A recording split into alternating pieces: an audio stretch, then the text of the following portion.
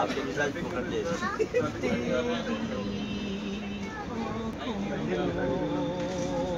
से जो घायल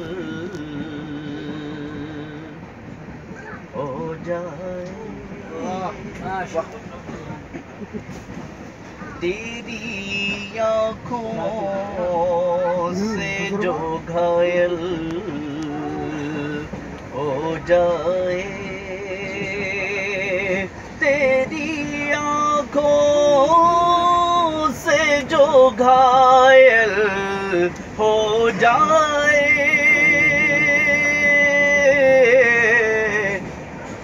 दीवाना मजनू और पागल हो जाए,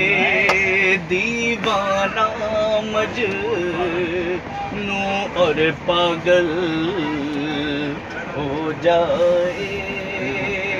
और ये शेर बतौर खास के सहराओं में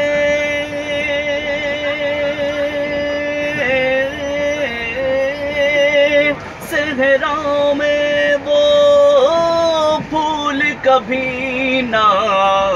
सूखेंगे, थोड़ा शायर साहब की भी ले ले, जिन पर तेरी जुल्फ का बादल हो जाए, जिन पर तेरी जुल्फ का बादल हो जाए। और इस शेर की वजह से ये बिल्कुल कि मैं भी तड़पूं,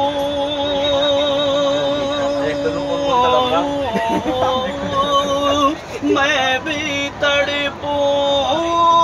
बिन पानी के मछली सा, तू जो मेरी आँख से ओझल